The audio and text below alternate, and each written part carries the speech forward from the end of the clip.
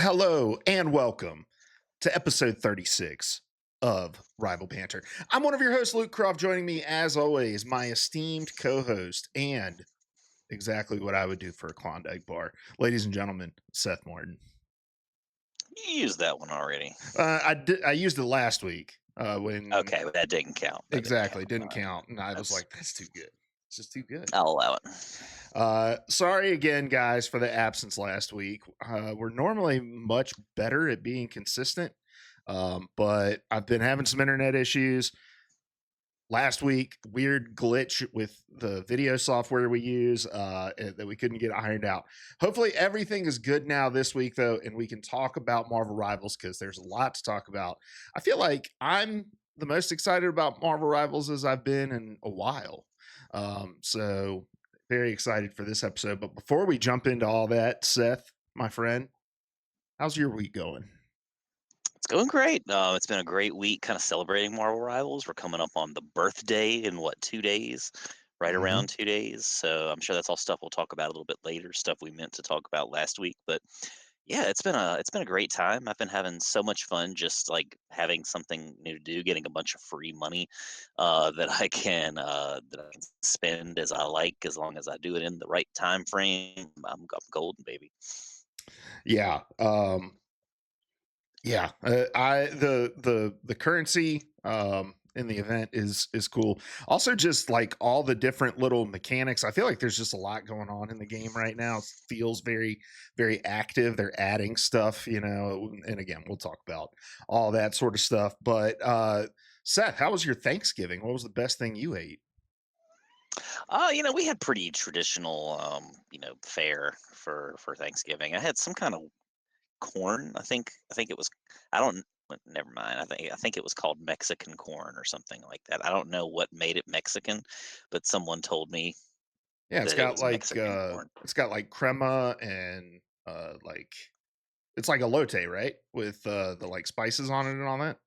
I think it had some spices. Yeah, I don't know that I would call it elote, but it was pretty good. Other than that, a couple deviled eggs. I wish I would have had more, but there just wasn't enough to go around. Bridget eats them all, and we actually at my parents we did breakfast for Thanksgiving. Like we went over Hmm. there earlier in the day and just had like a breakfast. It was nice. Oh, yeah, that sounds awesome. I love that.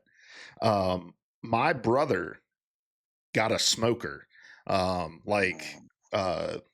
it was like a not a hand me down, like a secondhand thing. He paid like $20 for it. He's been smoking all kinds of stuff, but he smoked a log of bologna on it and brought me a thick sliced bologna sandwich from what he smoked, and that was probably the best thing that I had. It was very good. You a bologna man, Seth? I love bologna. Yeah, like just like a fried bologna sandwich. I don't really eat them all that often, but I'll go through phases where I feel like I've got to have one. I like whipping one out for breakfast, which is probably Oh, terrible for you, but just like toasted bread, fried ass bologna, like fried black as night, and then just crunch down on that fucker. I love it. that's American Canadian bacon. Hmm. I think American, yeah, yeah. There's something really nostalgic about bologna, and yeah, I love just some Oscar Mayer, but man, that was a level up, just in a I dry wouldn't. I rub would have never smoked. thought like that's honestly tempting me to get a smoker right now. Like the idea that I didn't know that's something a person could do, to quote King George or whatever. Like that was that was pretty good. Yeah, do you just score the top of it, rub it in some meats? I don't know how long you smoked it for, but I mean, it's cured, so it's like you don't. I doubt you have to smoke it all that long. You're just smoking it to get the Mhm. smoke flavor in there. But Just to get a base. yeah, exactly. Well, I hope all of you guys out there in the podcast world had a wonderful Thanksgiving. Let us know in the comments what the best thing you ate for the holiday was. And now we're in the 3 weeks of time that stands still between Thanksgiving and Christmas. Seth, how is school right now? Is everyone just checked out? Oh, big time. Yeah, we had our first like weather event. We had a 2 hour delay going in, two Mm. hours late. Tuesday, yesterday morning. And like that, you would think it was like a full blood moon. Like you would like everything was just off the wall. So and that's kind of carried over into today. There's a lot of talk about snow on Friday here too. Like a dusting maybe, but yeah, everybody's like confident that we're going to be out of school. So of course, and they also have like there's our state tests next week and stuff like Mm. that. Thankfully, not me, but most people do. And so of course, it's like the day before some people have their big test for the semester. Gotta love it, but whatever. 6-7. 6 dude, I made so many 6-7 jokes at my family's Thanksgiving. My nieces and nephews were cracking up. It was awesome, but it was perfect because we were leaving that day, and driving back down here to North Carolina. And so I kept getting asked, Luke, what time are you leaving? And the true answer was, 6-7, I don't know, somewhere around there, 6-7, you know. uh Mhm, mhm. but yeah, my nephews were loving those jokes. Uh, oh yeah, we got our first little dusting of snow. That was really nice. I was gonna mention that, and then I can't remember anything else. But yeah, I'm like totally in end of the year mode. Like I'm having a hard time getting motivated. The sun is still kind of down when I wake up in the mornings. Like this time of year, the fact they require us to work right now is should be illegal. But this is Rival Banter. We get together hopefully every Tuesday, and talk about all things Marvel Rivals, and then push it out to you on podcast services and on YouTube, wherever you're listening to us. We appreciate you. If you want to follow us on social media, you can find us at Rival Banter on Instagram and TikTok. Yeah, let's jump into some viewer questions. These are from a couple weeks ago, but we're going to do them again this week. And we got, I think, through most of these last week before the podcast crapped out on us, but we're going to put it all together for this week. First comment comes from 22TK over on Spotify, who is, I think we've read several of their comments, but they said, the dynamic between Seth and Luke is always funny to me. Seth seems like the much more chill, relaxed, I just enjoy playing the game guy. And Luke is like the hardcore one, deep into the mechanics and the competitive scene, tournament scene. Luke will ask Seth a question about like some mechanic in the game or something about the tournament scene, expecting Seth to give some passionate take. And Seth's just like, yeah, it's whatever. It's pretty clear that Luke is way more into the tournament stuff. LOL. I think this comment is given in all love to us. But what's your take on that, Seth?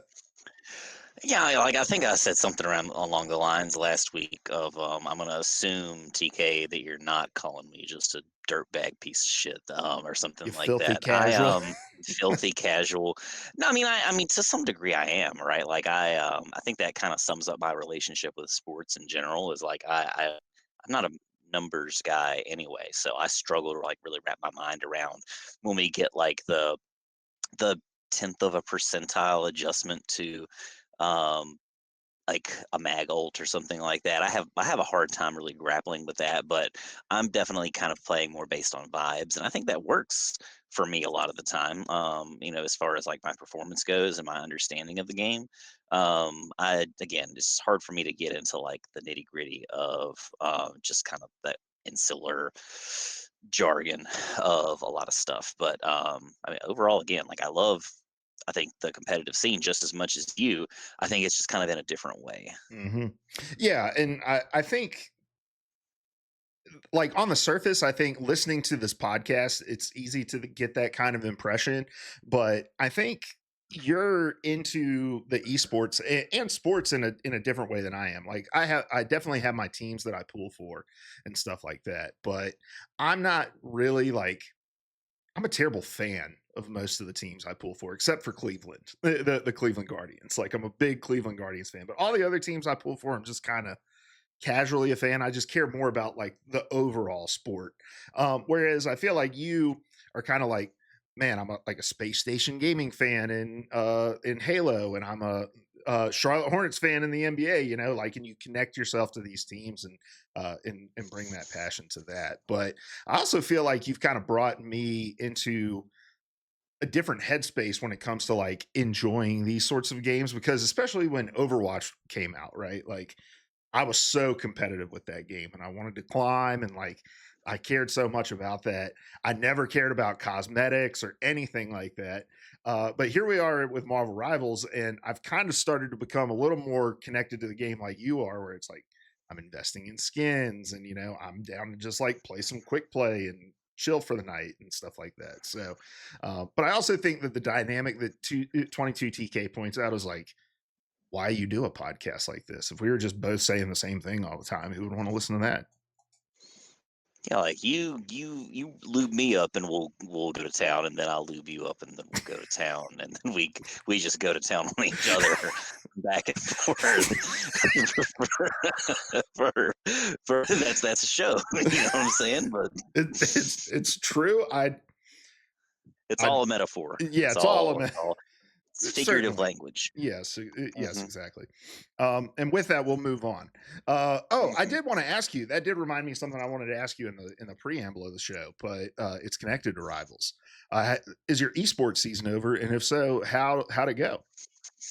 Yeah, we got blown out yesterday. Second round playoffs though. We were ranked like 12th at the end of the regular season out of around 70-ish teams at least. Oh wow. So pretty strong, and a big deal, or a big reason that it probably wasn't higher is that we had to forfeit like 2 games, just because we didn't have like players available and the other teams couldn't reschedule. So it's just kind of like a wash. So we lost, I think, to the fifth ranked team in this like Mid Atlantic League, and we were clearly outclassed. Like they definitely were going to beat us regardless. You could tell they had like a stronger kind of team dynamic. We didn't always get to practice as much, where we have a lot of our guys and doing different things during the school week, so they're not always like locked in, climbing, like grinding rank together.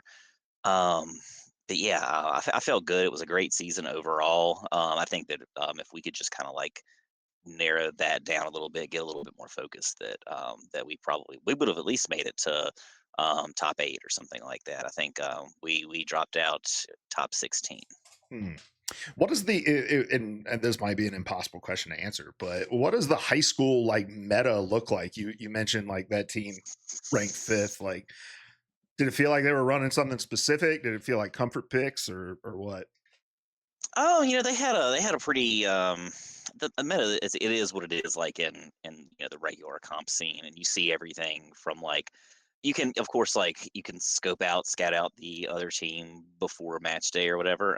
You're like there's a requirement, you don't have to have match history on or anything, but you do have to make your profile visible, so that people can like scout out your most played characters or whatever.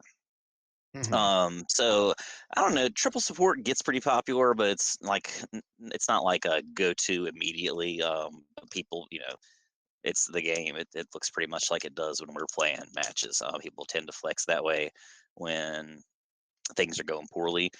There's still a fair share. Like 222, you see quite a bit. I think people, despite what we see in a lot of lobbies, people do understand that is, even the kids, that's probably the most viable meta in general. But you still see a lot of like 1-3-2s going on, like Mm. 3 DPS situations. So really, it's a mixed bag. It's all over the board.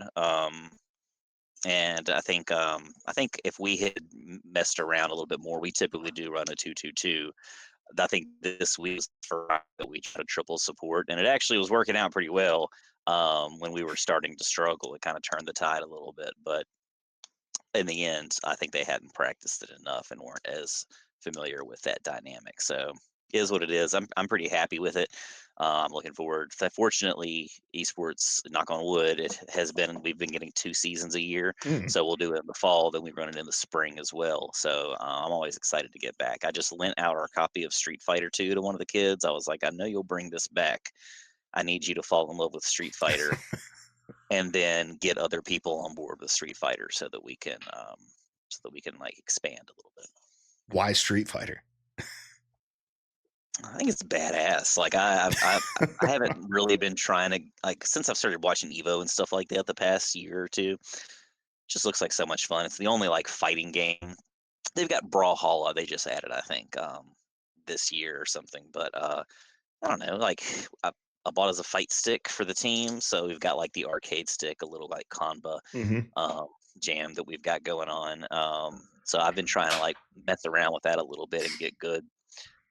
It's going terribly, but whatever. Again, like I love, you know me, I love fighting games. I'm terrible at them, but I love like one of the big quotes in the fighting game community is just like it's the feeling of just pushing buttons and seeing things happen, like having a direct correspondence in Hmm. the moment, frame by frame. It's I don't know. It's something magical about it. But one of these days, we just it's not like the most popular game, kind of like League of Legends. Those games are super popular in the world, but they're not super popular with American high school students. Yes. As someone who worked at the highest level of North American League of Legends, I can tell you the pipeline of homegrown talent is quite dry, Mhm, considering mhm, the best, like the top five players right now in the LCS are all European uh, or Korean. so, mhm, mhm. so yeah, totally get that. And I mean, the new Marvel fighting game, I think, has a beta coming up here in the next Yeah, week or two, sometime this month. So, yeah, it's um, pretty close. I don't know if I'm gonna play the beta. I kinda like to wait for the finished product sometimes. I know mhm. that probably makes my performance suffer a little bit when the games launch, but, yeah, they still haven't dropped a release date for that, have they? I don't think so. Not that But I'm I think familiar. it's but I'm excited. I think it's coming out around the time that the PlayStation Fight Stick, the Mm, wireless one comes out, and so I'm pretty stoked for that. I kinda saving up, like, my credit card rewards points so I can get that bad boy when it comes out. I think that's, like, the only reason I don't have a Fight Stick at home is because I don't wanna sit, 5 feet from the TV yeah, on a like, a kitchen chair or something like that. So, I'll definitely be playing a lot more of that kinda game once that thing comes out. yeah. I like the idea of fighting games more than I like actually trying to get good at fighting games.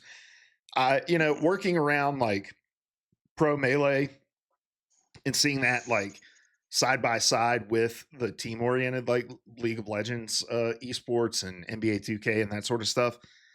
The amount of pressure on a guy sitting just by himself on a stage with, thousands of dollars on the line, like uh there's really no matching that kind of tension in esports. I've never felt the way I felt watching like a melee match when I was like watching League or something like that. Yeah, that's what I'm saying. We need to I want to go with you to Evo one of these days. We're gonna go take a Vegas trip.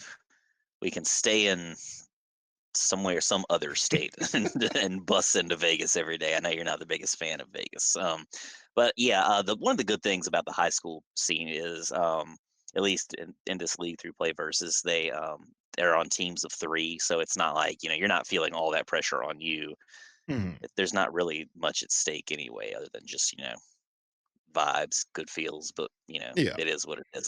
They tend to get really into it. They were pretty disheartened after their rivals lost the other day. It was like they had big dreams, but Did it you is what it see? is. I think I meant to send this to you, but I didn't. Did you see the video of the high school Rocket League match where they like I did it? did, yeah, Yeah, that was yeah, awesome. yeah. We I need want to more of say that that. was I don't know if it was the same one. I know there was like an older video kind of like that, but again, not sure if it was exactly the same. But I love seeing stuff of that nature. It just like warms the heart. It'd be nice to see. I would love. I say that now. I probably hate it when it actually came, but I would love to be able to like travel, go like from Hmm. school to school, kind of like a baseball team does, a basketball team or whatever. Set up in the auditorium with like a projector and just go to town. But I'm sure the logistics are just too hard to make that really viable for the Yeah, foreseeable future. A lot of room for things to go wrong. yeah, or at least like for the playoffs or something. Like do it at some like central They do location. that at least. Yeah, I think for Smash and for maybe Rocket League, I think, they usually go to, like, ODU or, Shenandoah University here in Mm, Virginia, and I think it's just those 2 because those are the Virginia High School League games, like, the official school sport games, so, one of these days, maybe, but we haven't made it quite that far yet. We're Oh, they're usually, like like, first round VHSL. playoffs. Yeah, Oh yeah. wow, that's cool. Anyway, sorry, I got sidetracked there. I love talking about high school esports. for some reason. I don't know.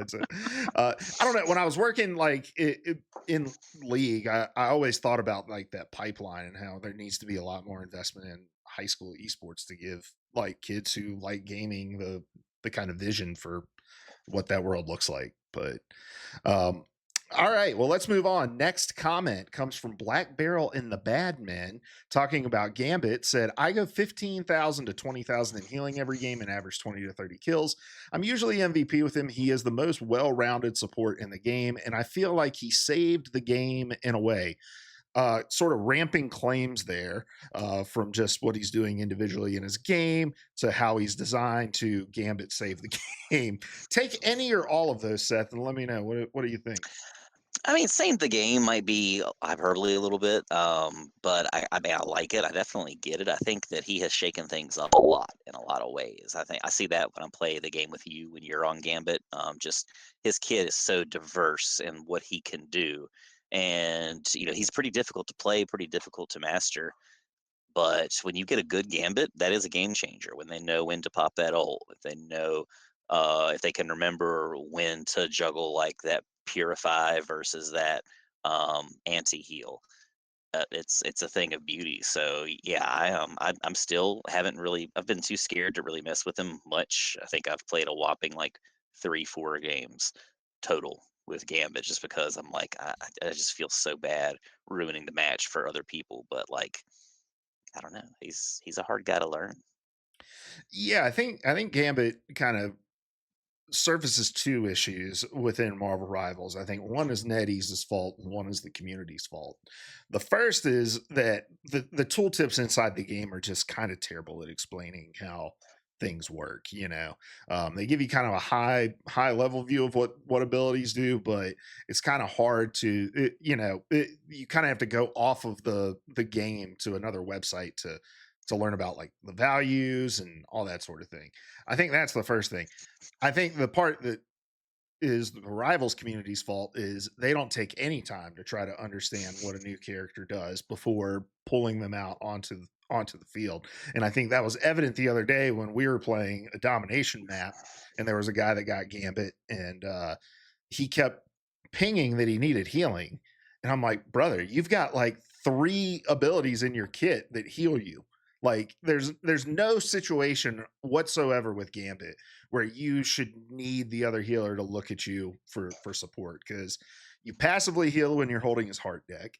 You heal yourself and your surrounding allies when you do the little slam into the ground, and you heal yourself and anybody that you pass through when you do his little like Bourbon Street twist through the air thing. So it's like if you just took the time to read the little bit that's even in there, you would understand some of that sort of stuff. And I feel like people just hop in with new characters and just kind of play the vibes. And Gambit's so different from all the other supports that we have in the game, just in terms of like his decision making. And I think if you asked a lot of Gambit players, even at this point, what each of his little abilities does for him, most aren't going to be able to answer all of them correctly. Yeah, yeah. Again, as a high school English teacher, I can tell you the people will go out of their way not to read something. They like I will just anything you could hold them down, tied down. Like read this shit and you can get up.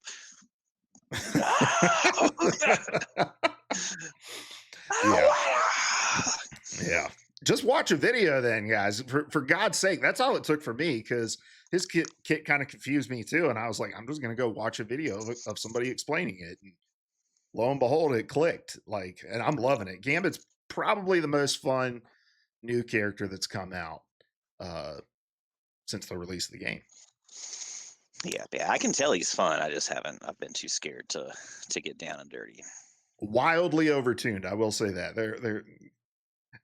And well, maybe we can get into that right now. Like, I feel like there's nothing he doesn't do well. He has the ability to deal with the dive. He can get in there and brawl with you. If you have a really strong main support, you can go out and kind of play the off strategist role. If you want to play next to an Atom, something like that, you have the healing in your kit to be able to sustain all that sort of stuff. He feels very overtuned, And with what we've seen from Marvel Rivals patches over the last, especially this last update, does that mean we're going to see everybody else kind of power creep up towards Gambit, or are we going to see them maybe scale Gambit back a little bit? I feel like he's got to scale back a little bit, but then again, Luna's still rocking, shaking ass as much as she wants. So it's anybody's guess as of right now. But yeah, who knows? We shall see. But let's see. I'm just me 113 talking about placement matches. Says got SVP every match. Some I was the only person positive on my team. And in 4 of the games, someone left, went from GM down to plat. This is exactly why I didn't want placement matches. Seth, this one confused me a little bit. I think it confused you a little bit because I feel like this would have been a lot worse if you didn't have placement matches, right? Yeah, I mean, you would have had to like wrestle through bronze and silver, like I think we're doing right now. Post we placed what, like I think I was silver 1, you were silver 3, Yeah, something like that. somewhere like that. I'll take that any day of the week over starting bronze 3. Yeah. And again, like our biggest problem is we just don't play enough of the game, or we don't like play enough stacked together to really climb that high that quickly. But I don't know, like, just, like, it's even silver 1, going into gold and really plat 2, like, you just see stuff that doesn't make any sense, and people make decisions like, "What are you doing? Are you human?" Hmm. Um, and it does get progressively better. Of course, I would much rather do the placement match thing. Like you're gonna run into so much more of that. I feel like if you start in bronze and silver versus wherever you're at. It sounds like you placed gold and climbed up pretty quickly from there. So, or maybe you placed plat, whatever. Yeah, I just didn't really see the logic behind this one, but Yeah, maybe we're missing something. because if you think about it like this, right? You went GM down to plat. Okay, that's after losing those matches with the four levers and all that sort of stuff. Um, if this would have been last season, you would have went from GM to plat without anything, like without any input for yourself. You would have dropped down to plat. If you would have had those same first 10 matches, you would have been somewhere, depending on where you were in plat, you could have been somewhere in gold even after those 10 matches. So I feel like the placement matches kind of help you in that scenario. But I mean, maybe not. You kind of ended up where you would have ended up had there just been a regular reset. But I don't know. I like placement matches, even if it doesn't necessarily change a whole lot about the early season. You at least feel like you have a little bit of agency over where you start versus just kind of being placed somewhere. Let's see. And then Jordude responding to us talking about Gambit possibly not being a strategist initially said, this take would explain why he's so overtuned. He has every answer in the game, some even twice. Cleanse plus 90% of the healing of a main heal. I hope they nerf him so he can have sharper, more unique identity. Tune down healing a smidge, take away one answer. Then I think he's in a perfect spot. Still strong, but not as close to perfect Swiss Army knife. We talked about that a little bit already, Seth. But any more thoughts on Gambit? No, I mean I think it totally makes sense. I could definitely see that 1,000%. He's strong as hell, but he's also again like he's just stacked from top to bottom right now. So it makes sense. He was originally DPS, and then they were just well here take some heals too. And Mm, again, like you gotta really juggle those cooldowns to and know the kid a little bit to make it work. But you don't have to do that to just knock the hell out of somebody. So yeah. he's got it all. Honestly, all I would maybe do to him is keep his heals all the same, except remove the like burst healing that he gets with Heart Deck and just give him like his cleanse. And then take away one of the 2 abilities with the Spade deck as well. Like keep the anti heal thing and then get rid of the AOE like anti dive tool or something like that. But I mean, it's Jor dude is right. He has an answer for everything in the game. And then Futons and Croutons, love that name, says anti heal promotes more healers. It doesn't discourage it. If your healing is reduced, you fix that with more healers. I love that. I think it makes a lot of sense. I think you wrestled with anti-heal a little bit more than I did. I've never been super opposed to it, but I think it's just another incentive to kind of play the game differently than it had been, right? And the fact that we're now getting one, maybe potentially two new strategists in this season, I think is kind of an answer to that as well. Yeah, for sure. Well, and I think that like the way that anti heal is being done in Rivals is very different than how it is in Overwatch, right? With like when Ana first came out, her anti heal denied you of any source of healing that you could receive. In Rivals, it's just a reduction in healing. So if you're purple and just both healers look at you, then you're okay, right? I hope they add some more characters that do cleanse. Like, I don't know, does Mag Bubble cleanse anti heal? Like it I don't might. think so. Okay, Hmm. maybe it doesn't, um, but yeah, like add some more options in for cleanse and stuff like that, and I think I'd feel pretty good about it. But I don't feel like it's one of those things that's made playing tank insanely oppressive like it did in Overwatch when it was first introduced. Yeah. You looking something up? The Magneto thing. The AI says, yeah, that it has been updated. I guess I just haven't noticed in the time that we've played. But and again, that's AI. They get stuff wrong sometimes too. We'll have to play around with that a little bit. Yeah, yeah, we'll have to check that out. But all right, guys. Well, we appreciate all the comments that you leave. If you want us to read a comment, make sure you leave your thoughts on this episode. If you want your comment read, the best chance you're going to have is commenting on the full episode on Spotify or YouTube. But we also obviously we pull from Instagram, TikTok, and our YouTube Shorts as well. So feel free to leave those comments wherever you're seeing it. Seth, let's jump in to our draft for the week. We were going to do this last week, 'tis the season, and I like this idea. This is going to be a reflective episode overall anyway. And so we're going to start with our draft of 5 things we are most thankful for in Marvel Rivals. Seth, I believe it's your turn for first pick.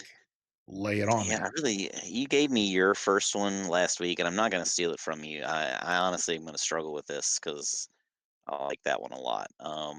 I think just in general, kind of the thing I'm just overall most thankful for is just like the the level at which I think the NetEase strives to cater to their audience. They're not just doing things the way they want to all the time. They're constantly proving that they're listening.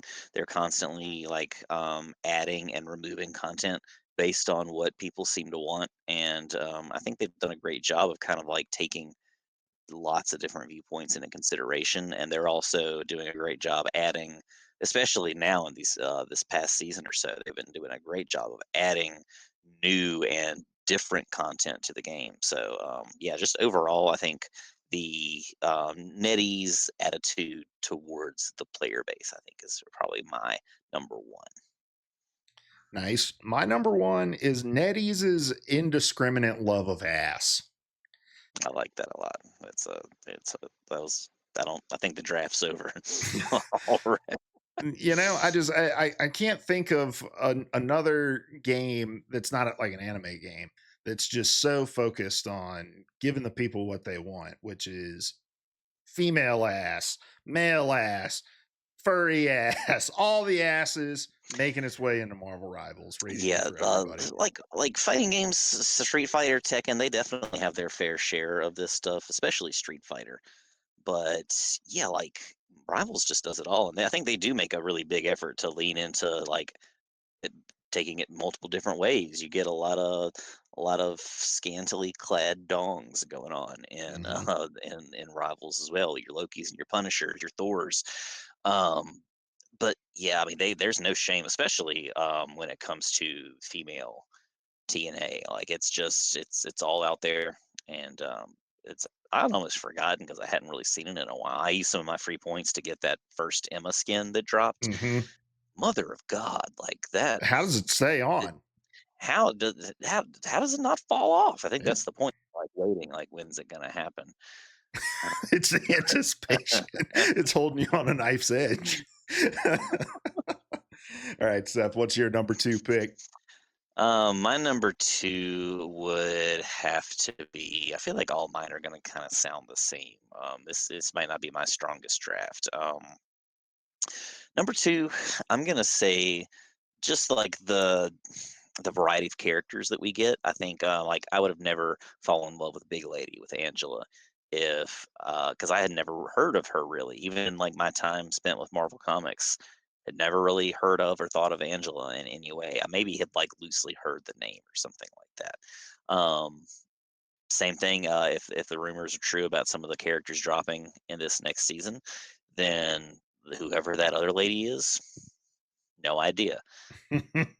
We'll see, but I love that the game is not just, all about, like, the characters in the MCU. Marvel Cosmic Invasion, that beat 'em up that just dropped the other day, I haven't played it yet, but, like, if you look at the roster, it's doing the same kinda thing. It's not just pulling from the characters that everybody knows and loves, it's got some deep cuts, like, you've got Cosmic Ghost Rider, the, like, most recent Ghost Rider, who flies through space on his space motorcycle. You've got like Beta Ray Bill, who's pretty much Thor, but like a horse alien guy or something like that.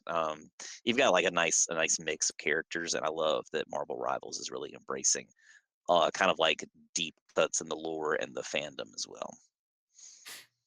For my number two, I'm going to go with the Jeff rework and the glorious feeling of being right. Um, because when that Jeff rework came out, everybody in the community was, "Oh my God, they've murdered our boy! What have they done? R.I.P. Jeff. No more backline Jeff. This sucks." And I was the one that was like, "Hey, this is going to firmly put him into the meta and be a good rework." Seth, you agreed with that. We both were saying this is what Jeff needs because there were too many people picking Jeff and not playing him like a strategist at all. They were playing him like an assassin.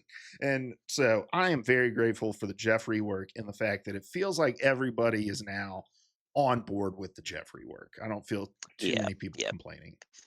People have not looked at Jeff the same way since then. I think it's only helped him. Once everybody got over that kind of hump at the beginning, I think it's firmly cemented him. Nobody I really see as like Jeff really when you do that pick online. So yeah, 100%. I'm with you. All right. What's your number three? Number three, I am thankful for. This is how you I'm feel at your thankful. Thanksgiving dinner, too. Yeah, I always wrestle with that. It's hard in the moment. I'm thankful for the it kind of maybe go with my number one, but like the support from NetEase, like the fact that they make the things that they do so accessible. Like I've never really been hurting for units to try to get what I want. If I'm spending money, it's a very reasonable amount. I'm not like just jumping in usually and dropping a full 2,200 units on a skin. I'm usually like reducing that to like 3, 4, $5, something along those lines, something pretty reasonable. And so I just like the accessibility of the cosmetic features. The reason I think that pulls a lot of people into the game, just like getting to kind of choose your wardrobe, kind of like going off of that too, the fact that they've added this new Jeff skin with the anniversary update, where you can customize not only like the color and stuff of the skin or whatever, but you can customize the different parts of the skin, like his glasses, his tie, whatever's on his tail. I love that, and I hope to see a lot more of it in the future with other skins and other characters. That's awesome to me. I feel like that has a lot of potential to just make everybody's character unique, whoever they play. Mhm. My number three, I'm going to go with Guangguang and Ziyong. The two guys that show up in all of our Dev Vision videos, leaning into the memes, keeping us updated. They seem to genuinely love this game and care about the community that's invested their time into it. And I appreciate the effort that they put into explaining things to the community, the changes that they're making, the decisions that have gone into the game as well, and just that open line of communication. I think these kinds of games are better when you can put a face to the people that are making it. And I think they've been great ambassadors for the game thus far. Yeah, I like that a lot. My what is this, number 4? Yeah. I think my 4 would have to be. I'm running dry here. I think 4 is gotta be the shifting of the meta over time. I think one of my biggest problems and the reasons I kind of fell off of watching Overwatch League is just you got so much of the same thing over and over and over again. We've talked about it before, but just like that mirror meta where everybody's playing the exact 5 or 6, depending on which version of the game we're going off of, the exact 5 or 6 characters. If one person flexes on one team, the other like the corresponding player on the other team is going to flex to the exact same thing, and it's just kind of boring to watch, like to play the game that way. And I think Rivals has done a great job across the board of making sure that that doesn't happen. There hasn't been a season of Pro Rivals. There hasn't been really any like situation I think where I've seen just like two teams of the exact same people going up against each other. I think that the extensive roster and the frequency at which that gets updated helps, but yeah, I think that goes a long way to like the longevity of the game and potentially the longevity of the esports scene if they can get that ironed out a little bit more in the near future. Yeah, that kind of leans into my number 4 actually, which is the pick ban system in the pros. Um, I think the pick ban system is fine and competitive. I think there's some things that they can do better, but I like the extensiveness of the pick ban phase in Marvel Rivals and the strategy that goes into deciding who you're going to protect and who you're going to ban. It's much less comprehensive than Overwatch when I watched a little bit of the Overwatch Championship Series this weekend, and I think we saw that at Ignite, like the target banning of Psylocke in certain matchups and things like that, and the risk reward of leaving a strong character open, and also just the approach of like your bans and protects only count for you and not the other team, and vice versa. I think that's a really unique take on the pick ban system in this style of game as well. Yeah, it's just like it's such an interesting kind of part of the game, and it's an awesome way to really start the game off. I loved that FlyQuest match where we were sitting behind like the row of diehard FlyQuest Hmm. supporters, and there was just like this conversation between us and the guys in front of us, like about just about the band phase, about like kind of like planning ahead and thinking ahead. Oh well, they've still got to protect. Oh okay, well, blah blah blah. It was just like it was a nice moment. We had no idea who those people were, but I think it was cool that we could just like talk about this really small, seemingly insignificant part of the game, but it's way more than that. And yeah, I agree. I'm thankful for that too. It's kind of like a concert, right? Like I don't know you, don't know me, but we know these songs, and we're gonna sing them all together. Like we kind of joined in this beautiful moment of nerddom, where it's like, hey, we speak the same language when it comes to Marvel Rivals. We know what we're talking about together. Yeah, that's a big part of what sold me on DreamHack altogether. But yeah, the fact that Rivals was there for our first one, I think definitely sealed the deal. Mhm. All right, final pick, Seth. Final pick. I feel like I had something that kind of just swooped out. I guess in general, I think I'm thankful for the esports scene in general. With Marvel Rivals, I would love to see it. Like I think there's a lot of room for improvement with that, but I'm thankful that it's there. I'm thankful that they launched the game with some kind of vision, even though it maybe wasn't the most ironed out. To have that, because again, I think there's a lot of potential for this game. I think it's very watchable in a lot of ways.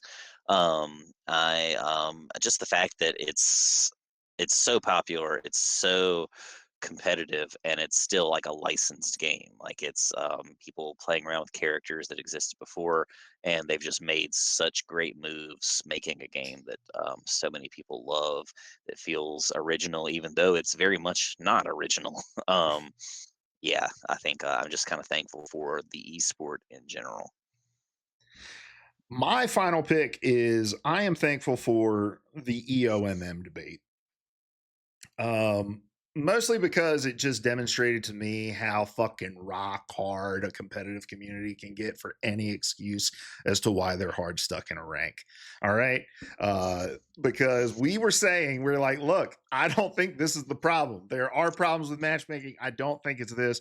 And then, they come out and drop with the long ass video saying, "Hey, here's all the complicated math that actually goes into matchmaking here." So I appreciated that debate. I thought it was a fun little moment for the community to kind of get paranoid and go all conspiracy theory about some shit.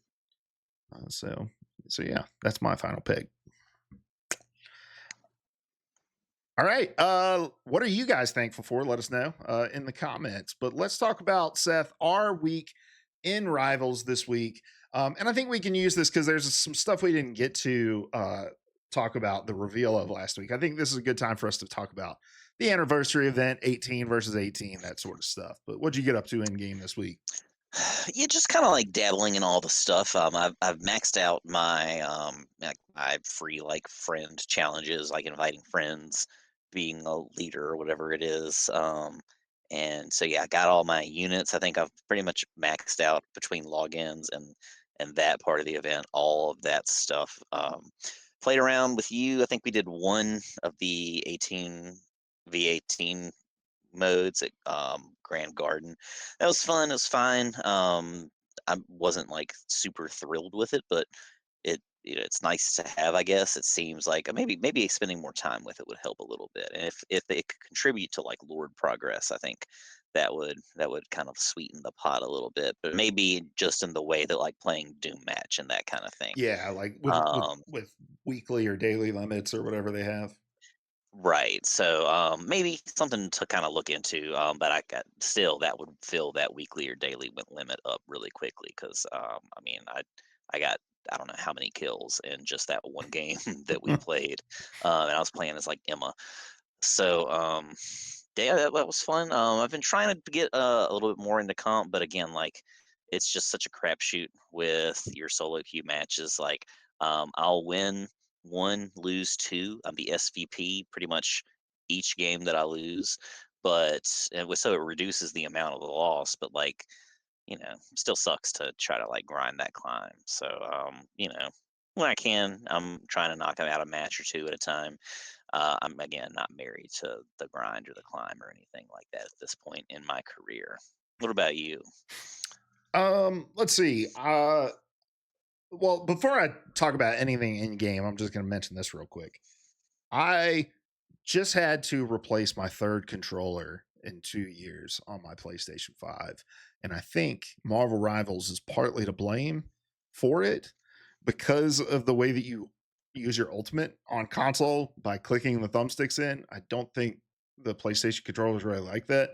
But I was like, damn, I don't want to just drop another $70 on a controller that's just going to break again.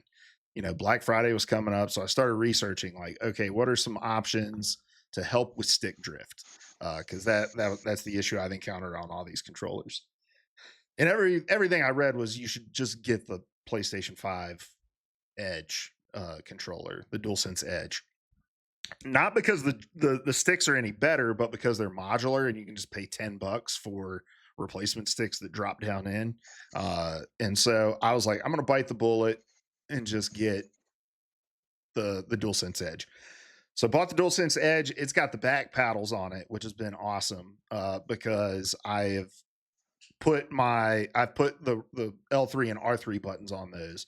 So I ultimate with the Mhm. back buttons. I melee with the back button now, so I can melee a lot easier when I'm like moving around and stuff like that, which is really cool. So highly recommend if you're a console player the DualSense Edge. But I've also been playing a lot more on my PC. Larry and I played some ranked Mm. the other day by ourselves, which was a pretty good time. So, and I do feel like I'm infinitely better at the game on PC than I am on console, and it's just because I think I've gotten Shocking. better with mouse and keyboard. So, Hmm. but the game still just runs like ass for me. like, Yeah, I need uh, to try it out on my laptop. I'm just like, yeah, yeah, it I'm might take getting off on you, dude. Like that, it's so poorly optimized. It's better than it was, but it's still rough. Yeah, we do struggle like when we play at school. We have pretty fair PCs, nothing like top of the line. They're getting a little older now, but like we've got Alienware um, units, and yeah, the games crash pretty consistently. And you have to pause and blah blah blah. So I don't know. Some it's could be better. Sure, it Yeah. could be worse. Yeah.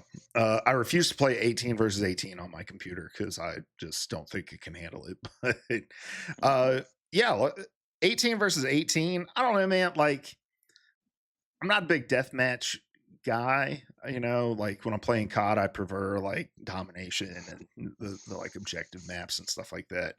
Um, the only thing I really like deathmatch in the is, I guess it's Slayer in Halo, but that's the Mhm. only game where I prefer deathmatch. So, uh, as far as the game mode itself goes, I like just the general game mode. I'm not that interested in, but I was also a little disappointed in just how cramped it feels. Like I figure 18 versus 18, you want some like bigger, wide open spaces, but the map you're playing on is smaller than like a dom point, like uh so I don't know. I jump in if I'm like waiting on somebody because the games don't take that long and it's a nice little warm up. But yeah, it's Mhm. nothing. I'm like, man, this needs to stick around. Right. And then yeah, the anniversary event. I I don't know. It's a cool concept. All the different systems. It feels like there's a lot going on in the game. I did think it was cool that they release like an update to how you can do the like friends challenge stuff after the first day. They like reworked how team captains and stuff like that work. And so thought that was cool.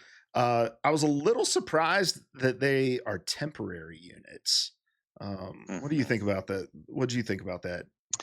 I mean, I'm spending mine very quickly, so I'm not too worried about that. I was surprised, sure, and I get it. Um, I wonder like what the motive is behind that decision. Like, are they planning on? Are they trying to get you to clear out your like your unit wallet so that you can? Because they've got a bunch of new crap coming out here soon, a bunch of like cool skins, and they'd rather have like the full on cash. I don't know, but it's interesting. Interesting decision, but I'm totally not against it. Like again, I'm either gonna spend it or I'm not. So might as well go ahead and get it out of the way. Maybe get yourself something that you've been waiting to get. Like I've been doing like the Emma skin and then some things like with characters that I maybe want to play sometime soon. Yeah, yeah. I mean, I just ended up buying the Fantastic Four movie bundle with mine. It was a little weird because when they advertised it, like in the trailer, they weren't shown as different, like a different kind of unit. Like they just looked like the regular units. I think they did it for a couple reasons. I think the first is just obviously like they don't want people to just hoard units for all time. I also think the limited time stuff kind of bumps people to maybe, oh, I got 2,500. This package I want is 3,400. So I'm going to add $10 to my wallet or something like that. Mm, I have another little more nefarious theory mm, that we'll get to here uh, in just a moment. Um, but yeah, uh, I'm fine with it if that's the way that they want to do it. I just be a little clear and upfront when you're advertising the stuff because in the lead up it was like 2,400 for units, which it is, but some people were probably thinking, well, I might just hold on to those for something in the future, but you're not able to do that. right. Um, all right, well, let's jump into some news. And the first bit of news is that the next stage of the anniversary event starts, I think tomorrow. Uh, with the opening of the Van Dyne's cafe or restaurant or whatever. The Van Dyne's grand opening. It's going to have a Psylocke event. Actually, let me share my screen. I got my stream deck working again, so I can easily switch. We've got this new Psylocke skin that's going to be added to the game, the Daring Daifuku skin. What do you think about this, Seth? It's cool. I'm kind of like I not so much the Daifuku skin as the other like the Luna skin, the Cherry Delight or whatever it is. I feel like there's going to be a lot of confusion between that and the free. in Viz Skin, or I forget if that one's free or not. I don't think that's free. But the other new dessert themed in Viz Skin, I think there's a lot of crossover problem potential there. Yeah. Uh, so yeah, I mean the skin is cool. I get what you're saying. I do think it does kind of look samey to some of the other skins. Is the Luna skin an event skin, or is that like a premium store I update think the skin? Luna is I'm pretty sure it's a premium skin. I think it was just the Invis skin that was part of like the premium event Yeah, Jeff event. Yeah. bundle or whatever. Yeah. Uh, More interesting than I think the content of this event is the way that this event is set up. Seth, did you read any details about how it's going to work? No. All right. Well, I'm excited to get your thoughts in real time here. So, I'm sharing my screen. If you have this video up, there's a screen with 6 balloons in it, and the way that this event works is that you purchase a shuriken with your units to throw at a balloon, and you get whatever's inside of that balloon. If you hit the balloon that has the Psylocke Daring Daifuku skin in it, you automatically unlock everything. So you can unlock everything for 100 units, or you can unlock or it could take up to 2,400 units for you to unlock everything in this. But it's a real like gotcha system, and the price of the shurikens scales as you spend them. So I think it's 100, 200, 400 units scaling up. So knowing that now, Seth, what do you think about this? It's a tough one. Um, you know, could be cool. I'm just not usually that's a little too close to loot boxes for me. But I I think don't it's know. worse than a loot When the box though, moment right? comes, Well, maybe not kinda. I worse. mean, it's in the ballpark for sure. I don't know. I don't know. I do feel a little icky. Yeah. Me too. I'm not big on this, and I think the justification for this is gonna be like, it's only 2,400 units, and you're getting 2,400 free units through the anniversary event. So, like, I think that kinda takes a little bit of the sting out of it for some people, but, if you go look at the rival subreddit and what people are saying about this on, like, social media, I think I think the point is true that, like, this seems like testing the waters for a system that they're gonna either introduce in a more expansive way, or it's introducing an event type that they'll expand on in the future. And I don't know, I think it just feels bad. I can either get this skin for $1 or $24. When you say it like that, that sounds a lot worse, right? Hmm. I mean, look, let's be honest. Saying that you're going to spend $24 on a skin feels bad saying it like that anyway. But I don't know, man. This is just the sort of stuff that makes you. They've been so good about a lot of the ways that they approach their cosmetics in the game. I don't want to see them sully the goodwill they've accrued with the community by introducing things like this. Right, for sure. Uh, and then let's see. We also are going to have our year one rewind for Marvel Rivals. So I assume this is gonna, give you stuff like champions most played, your win rates, time in game, most used ability, that sort of thing. Seth, what are you hoping to learn from your report? Just how much time I've spent kicking ass. I don't know. I like how Destiny did this one time. Like I think it was around when Destiny 2 launched, and they kind of had almost like a cutscene that celebrated your accomplishments based on like what you'd done in the first game. I love the idea of stuff like that.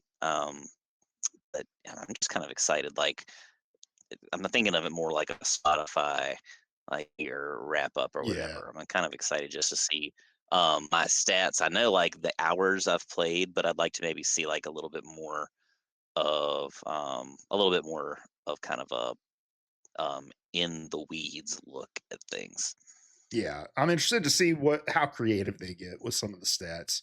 And then the final part of phase two is Rivals Day, which there's a countdown in Times Square right now in game. Starts in a couple days. Seth, do you have any predictions on what we're going to see at the end of this countdown? Absolutely not. I'm thinking maybe like I say absolutely not, but I kind of wonder if like this confirmation of Deadpool and whoever that lady is maybe the thing people have been waiting for Deadpool for so long, and I think that was one of our previous theories that that reveal would be like since it's been teased so much, it might be related to the anniversary event. But that's about as far as my mind's run with it. What are you thinking? Cyclops. Yeah, he's been teased too.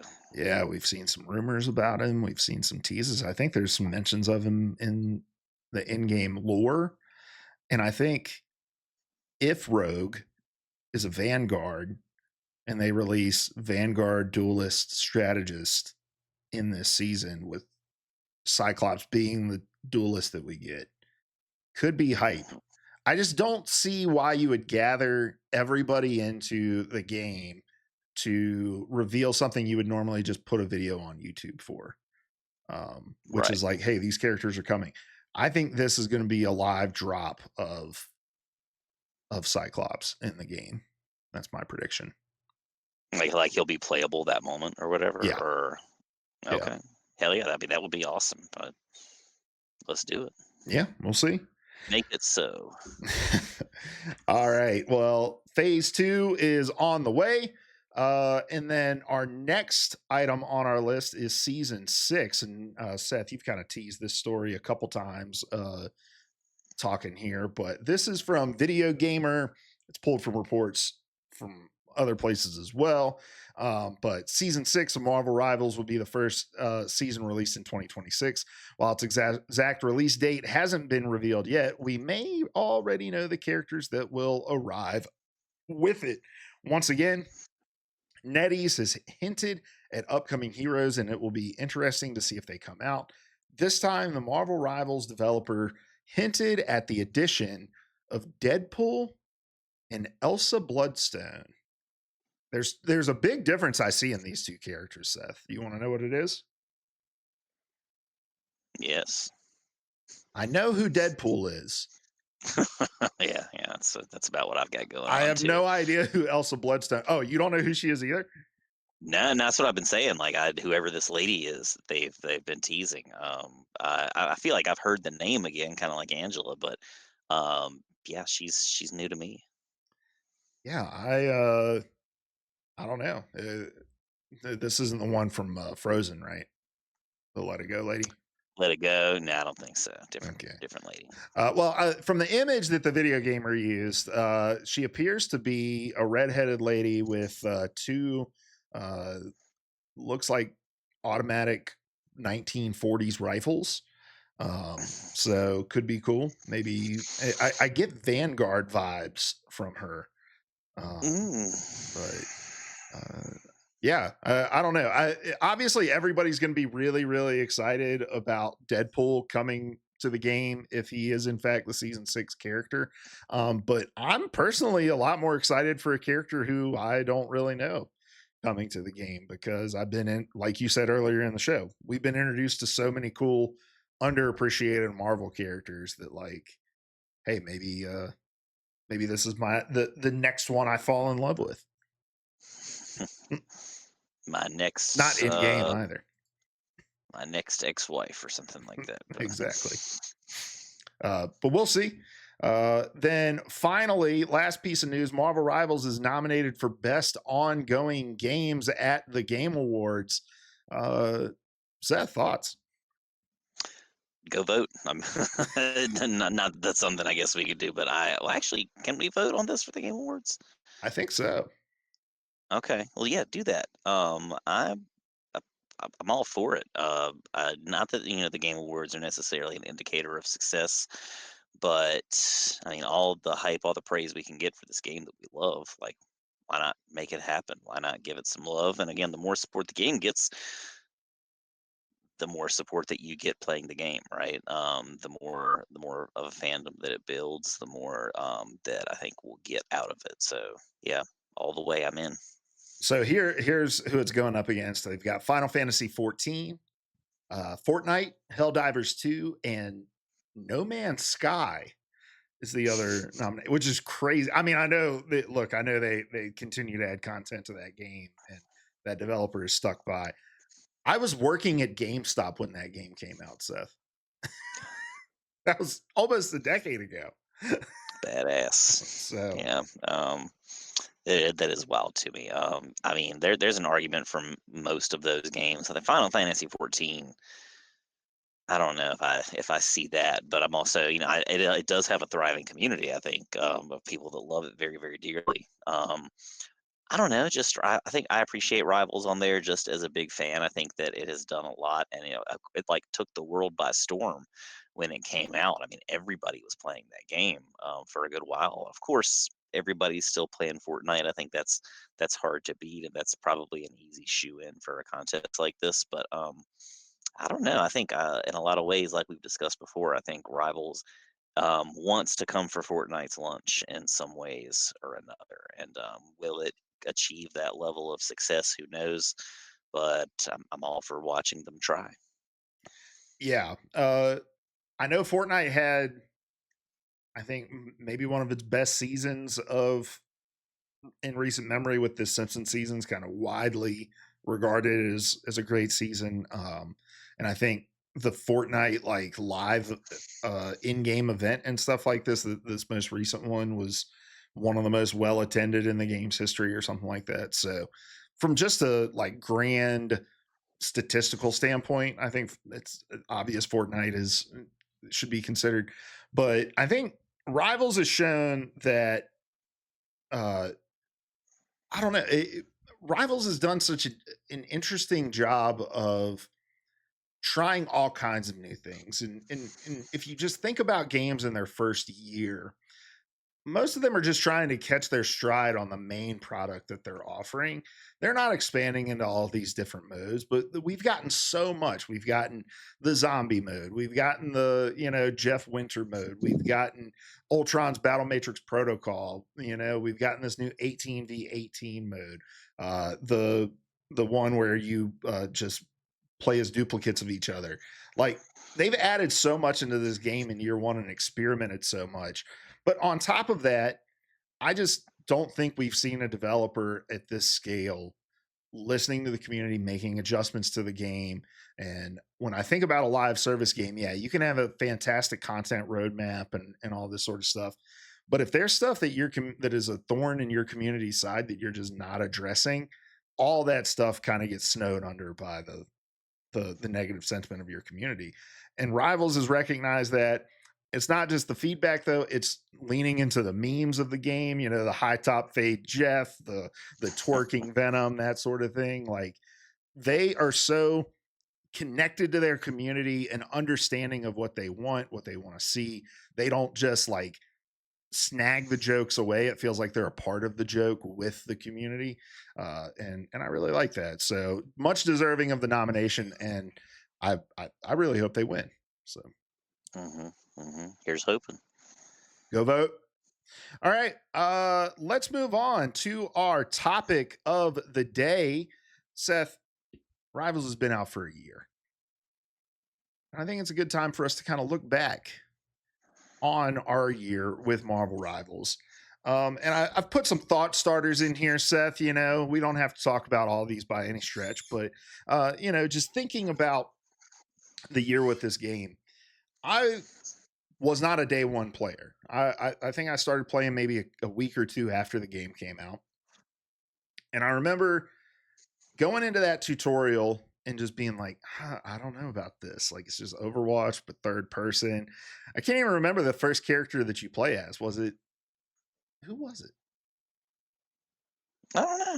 Yeah, I can't remember That's a either. good question. But I've forgotten all about that. But But I have never gone so quickly from I don't know about this game to I'm playing it multiple hours a night faster than I did with Marvel Rivals. And I was so excited that you got you were on board already, I think, by the time I jumped in, and you fell in love with it just as hard. So I can't. We've been searching, I think, for years at this point for a game that we're into like this, and here we are a year later, and we found it. Yeah, hell yeah. Yeah, I think I was a day two player. I had been like watching out for that game for a while, and kind of waiting for it with bated breaths. I didn't really mess with the alpha or beta testing phases or anything like that, just because I knew that it was gonna be something cool. Um, and yeah, I think I was busy that first night or something like that. Wasn't able to get there, but I had it installed and ready to go for the next day. And yeah, I remember going to school. Of course, like a bunch of the kids were talking about it when they were supposed to be doing tasks and assignments. And I remember kind of just like talking with them, like, "Oh yeah, I played a couple games as Hulk. Thought it was cool. He's kind of like diva, blah blah blah." But yeah, I think the buzz around that game when it first launched, and the fact that it was such a popular game for those first few months, really speaks to how great it is, and the fact that it's still kicking and doing so many diverse things now, I think only kind of builds on that for sure. Mhm. Absolutely. Well, let's kind of look back on on this first year of the game, and are there like specific moments that kind of jump out to you, good, bad, ugly? When you think about this first year of Rivals, what do you think are some of the defining points? For me, I think just seeing some of the kind of the growing pains, especially around like season four, or no, three, sorry, with the symbiote stuff. I think that was the first time I ever kind of got like a little bit worried about the vision for the game. But I kind of look back at it now and see it more just kind of like a growing pain. Like not every season can be a banger. Not every season, like it looked like that was gonna be from the get go. But like we've talked at length about the kind of like unforeseen problems that I think people didn't really expect with that season. But again, I think it was just kind of a growing pain, rough patch, if nothing else. Starting with something negative, but what's one that you've got? Something kind of looking back on. I mean, but to your point, like I think it is kind of encouraging because I feel like we were both kind of in that point with the game where it was just kind of like playing it almost feels like a chore. Like you kind of have to log on to it because we're gonna talk about it. And maybe it was never quite that bad, but we had kind of lost a little bit of interest. But I think it's such an encouraging thing that I feel like right now I'm wanting to play like every single night. Again, I'm back at that stage with the game where it's just really fun to me again, and it's good to see a developer who can you know guide the ship, make the subtle turns that you got to make to keep the community happy while also making sure the product feels the same day in and day out. But I think that stuff's really encouraging. I think the biggest defining point of the last year in Rivals was just the decision to change up the cadence of content release.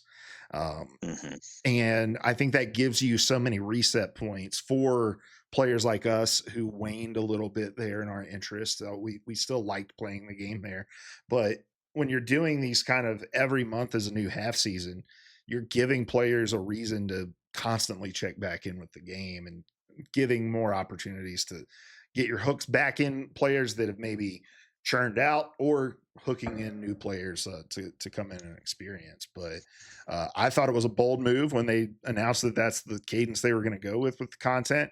I think they've done a really good job thus far of keeping up with that promise and making things still continue to feel fresh. And I'm excited to see going into next year if we're going to be 12 characters, 6 seasons, like what that's going to look like.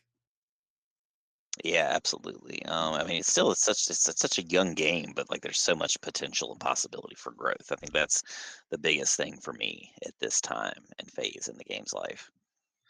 I'm also just, you mentioned it in your what you're thankful for thing, but the initial investment that they put into the esport without trying to like make it into some kind of a revolution. Like I feel like they had a smart and measured approach to the esports scene in year one that makes it sustainable. That's something that they can continue to iterate and grow on. They didn't come out and say we're going to have a franchise league with 25 teams and it's going to be millions of dollars to participate. They just said, hey, we're going to organize some tournaments throughout the year. We're going to have a big international final at the end, and we're going to have a kick-ass prize pool for it.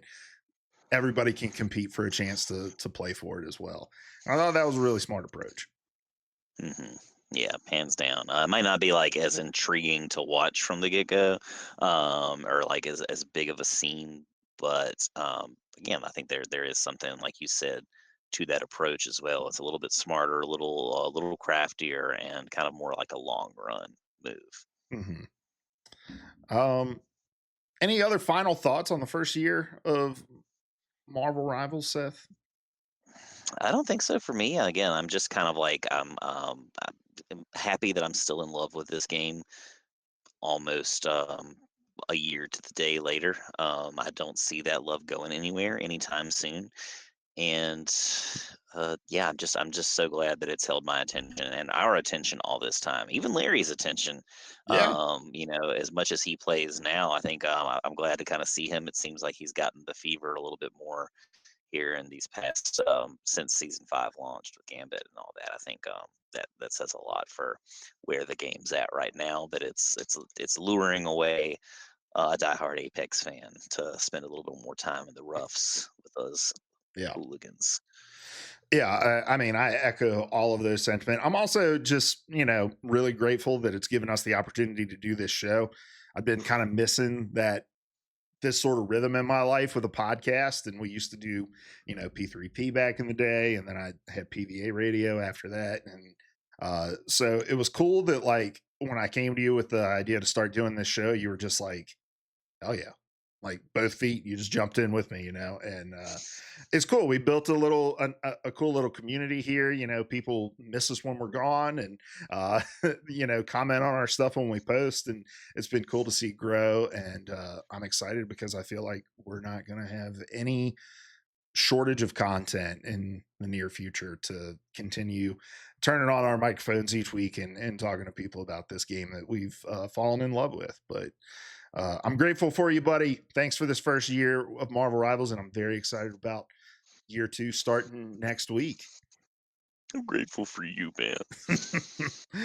All right. Well, we are going to get out of here. And Seth, what are you going to get up to in game this week? I'm gonna be tuning in for this stuff going on over the next few days. I'm going to try to grind and climb a little bit more on my competitive matches, and just gonna keep trying. Now that esports is over for our season, I'm gonna try to keep getting a little better at Street Fighter moving forward. Very nice. Yeah, I'm already, I think, close. I'm really, really close to Centurion on Gambit. So hopefully Wow. I can grind to that Lord in the next week or two. I'm very, very close to my Lord on Mag as well. So um, who knows? Maybe next week I'll be talking about 2 new Lord icons for. Yeah, I guess I could mention. Yeah, I'm pretty spread out between my lords right now. Like I've been playing a little bit more strange here lately, Mhm. trying to get him down a little better. Dabbling with Emma, and then I'm getting close to Centurion on like Invis, on Hulk, and whoever else I've been playing. Rocket, I think a little bit. I'm kind of spread between a few different things right now. I got a few irons in the fire. You've also been playing some Phoenix. Yeah, yeah, I'm trying. I've been meaning for a while to get my DPS game a little bit better, and I think I've done pretty well. Of course, like I've got my squirrel. She's its captain now too. Um, but yeah, Phoenix was more fun. I don't think I had touched her until like this past week, and I had a lot of fun playing with her. There was kind of a learning curve those first couple of games, but I think I popped off in several at least of the games that we played, if not most of them. I feel like I did pretty well. Yeah, once you kind of get the passive down and stacking the flame stuff, she can get real fun. Yeah, you Especially just if gotta hit your shots. Yeah, especially if teams are clumped together. Mhm. All right. Well, that's going to do it for us this week, everybody. We appreciate you tuning in. Make sure you're following us, liking us, and commenting. And until next week, we love you. Goodbye.